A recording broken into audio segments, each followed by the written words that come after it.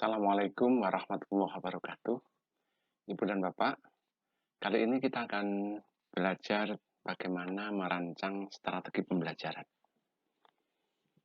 Di bukunya Munif Khatib yang berjudul Sekolahnya Manusia, menulis bagaimana merancang strategi pembelajaran. Yang saya kira bisa kita coba untuk kita terapkan dalam pembelajaran yang kita lakukan.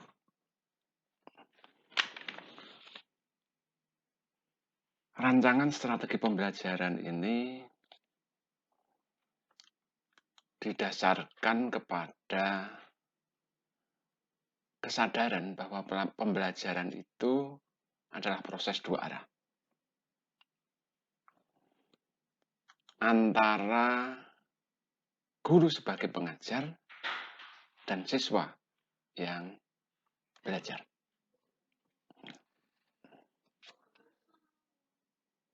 Siswalah sebagai subjek yang melakukan aktivitas belajar. Bukan objek yang harus diisi. Ya, seperti gelas kosong yang diisi. Tapi dia aktif, dia hidup. Dialah yang belajar. Maka Bapak Ibu sekalian, karena mereka, para peserta didik itu yang sebagai subjek belajar, proses pembelajaran itu akan berhasil apabila aktivitas siswa itu lebih dominan dibanding aktivitas guru. Dan ini kadang-kadang terbalik dengan kenyataan. Gurunya yang semangat 45 masuk kelas dengan materi yang sudah dipersiapkan, dengan berapi-api masuk di kelas, memberikan penjelasan kepada anaknya dengan penuh semangat, tapi lama-kelamaan setelah sekian menit sampai dengan akhir, siswanya sudah loyo, sudah bosan. Karena sebenarnya yang belajar itu murid, yang belajar itu peserta didik. Maka bagaimana pembelajaran itu membuat peserta didik yang lebih aktif?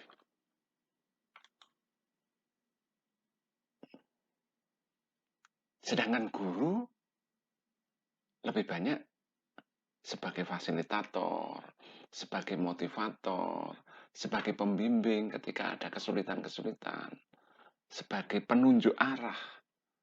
Ya, ketika siswa itu belajar, sebagai pendamping mereka. Maka, dalam proses pembelajaran yang baik, itu ya kira-kira kalau dihitung prosentase, gunakan 30% itu untuk aktivitas guru, sedangkan yang lebih dominan itu adalah aktivitas peserta didik.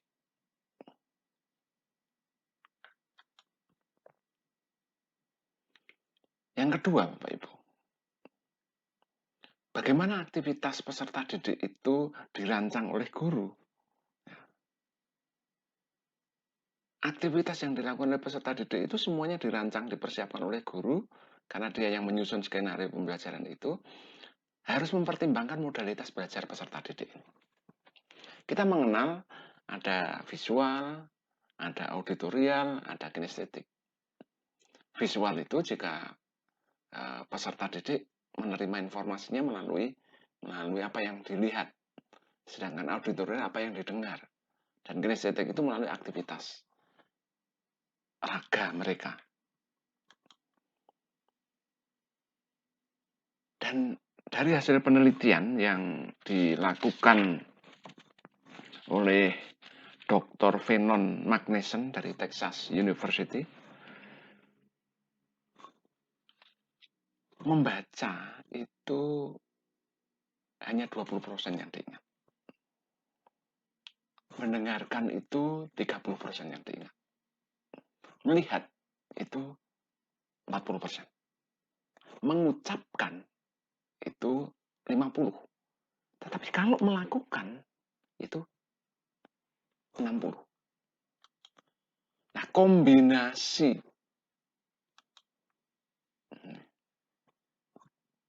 dari modalitas visual, auditorial, dan kinestetik, yaitu melihat, mengucapkan, dan melakukan, itu bisa mengingat sampai 90%.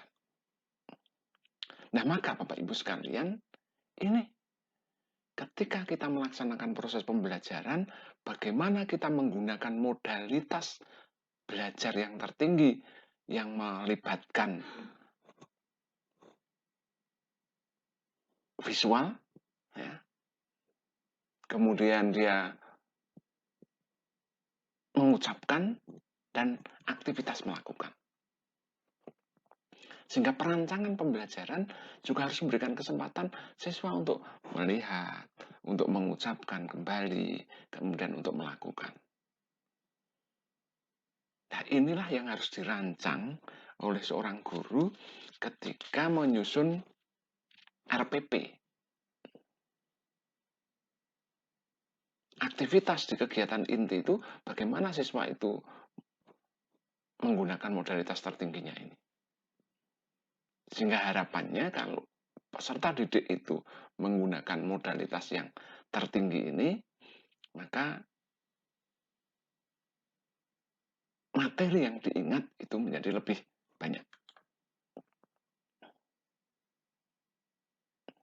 Yang kedua, nah ini pembelajarannya akan menjadi bermakna apabila dikaitkan materi itu dengan kehidupan nyata. Nah, ini dilakukan ketika proses pembelajaran di tahapan pendahuluan. Bagaimana apa yang akan kita bahas itu dikaitkan dengan kondisi real, kondisi nyata, kehidupan nyata peserta didik. Sehingga yang dia pelajari itu bukan sesuatu yang abstrak, tetapi sesuatu yang terkait dengan kehidupan mereka.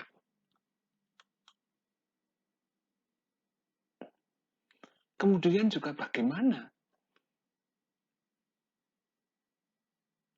sebagai guru, kita sebagai guru itu melibatkan emosi siswa dalam keseluruhan proses pembelajaran.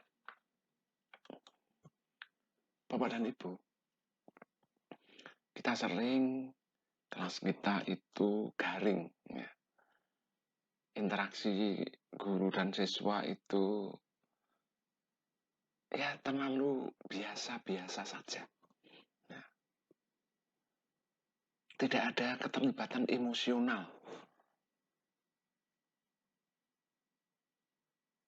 Bahkan siswa tidak merasa terikat dengan apa yang akan dia pelajari karena dia tidak mengetahui untuk apa dia belajar itu.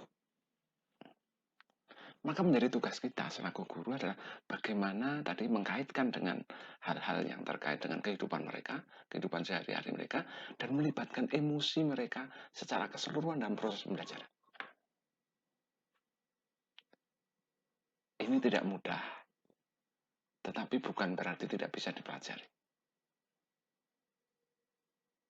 Butuh dipraktekkan dan dievaluasi terus-menerus. Sehingga keterampilan ini menjadi keterampilan yang hidup, keterampilan yang masuk di dalam tubuh kita sehingga proses pembelajaran yang kita lakukan ini benar-benar melibatkan emosi peserta didik. Kemudian di akhir pembelajaran ini, bagaimana kita mengajak anak-anak kita itu untuk merefleksi apa yang sudah dipelajari. Minimal dia akan bertanya, ajak bertanya, kita ajak bertanya, sudah tahu apa? Sudah bertambah apa? Sudah bisa apa setelah satuan waktu belajar 2 jam atau 3 jam di kelas bersama kita? Jangan sampai aktivitas ini dilewatkan. Sehingga ketika pembelajaran berakhir itu, anak-anak kita, "Oh, saya dapat ini. Oh, saya meningkat ini." Sehingga mereka akan merasa puas dengan proses pembelajaran yang baru saja diikuti.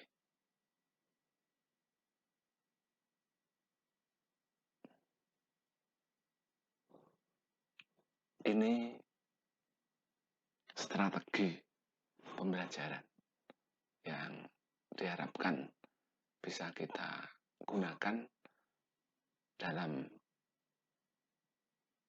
aktivitas kita sehari-hari berhadapan dengan anak, melayani anak-anak kita. Pertama, kita menyadari penuh bahwa proses pembelajaran itu adalah interaksi dua arah antara guru dan siswa, dan sebenarnya juga dengan yang lebih penting bagaimana siswa dengan sumber belajar. Karena siswa adalah subjeknya, maka bagaimana aktivitas mereka yang lebih banyak.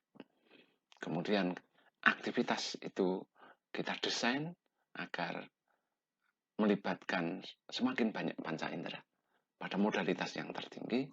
Kemudian apa yang mereka pelajari itu dikaitkan dengan kehidupan nyata, dan setelah belajar, selama proses belajar itu melibatkan emosi mereka, dan yang terakhir ketika pembelajaran berakhir mereka kita ajak refleksi sejauh mana penguasaan mereka, apa yang sudah mereka dapat, apa yang mereka bisa. Semoga bermanfaat. Sampai ketemu di video-video berikutnya. Assalamualaikum warahmatullahi wabarakatuh.